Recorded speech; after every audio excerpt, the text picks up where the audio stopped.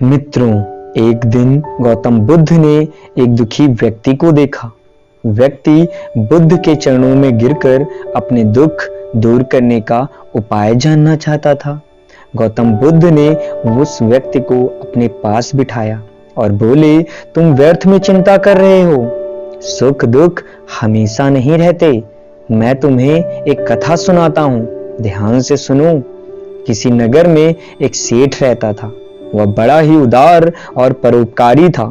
उसके दरवाजे पर जो भी आता था वह उसे खाली हाथ नहीं जाने देता था और दिल खोलकर उसकी मदद भी करता था। एक दिन उसके यहाँ एक आदमी आया।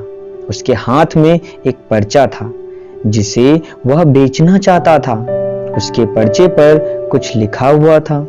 भला इस पर्चे को कौन खरीदता, लेकिन सेठ ने उसे तत्काल खरीद लिया और अपनी पगड़ी के एक छोर में बांध लिया। नगर के कुछ लोग सेठ से ईर्ष्या करते थे। उन्होंने एक दिन राजा के पास जाकर उसकी शिकायत की, जिससे राजा ने सेठ को पकड़वाकर जेल में डाल दिया। जेल में काफी दिन निकल गए। सेठ बहुत दुखी था। क्या करे, उसकी समझ में कुछ नहीं आ रहा था। एक दिन अकस्मात सेठ का हाथ पगड़ी की गांठ पर पड़ गया। उसने गांठ को खोलकर पर्चा निकाला और उसे पढ़ा। पढ़ते ही उसकी आंखें खुल गईं। उसने मन ही मन कहा, अरे तो दुख किस बात का। जब सुख के दिन सदा ना रहे तो दुख के दिन भी सदा न रहेंगे। इस विचार के आते ही वह जोर से हंस पड़ा और बहुत देर तक हंसता रहा। जब चौकीदार ने उसकी हंसी सुनी तो उसे लगा सेठ मारे दुख के पागल हो गया है। उसने राजा को खबर दी। राजा आया और उसने सेठ से पूछा कि बात क्या है।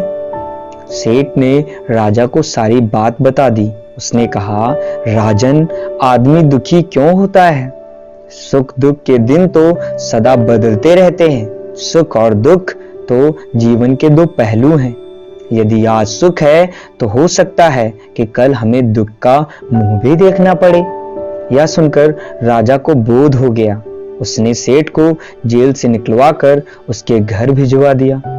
सेठ आनंद से रहने लगा, क्योंकि उसे ज्ञात हो गया था कि सुख के साथ साथ दुख के दिन भी सदा नहीं रहते।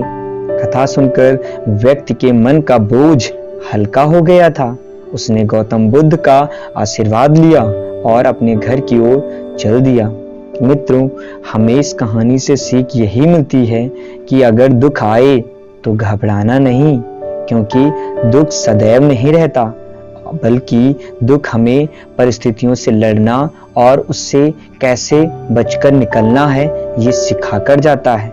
यदि दुख नहीं होगा तो हम कभी भी सुख का आनंद नहीं ले पाएंगे।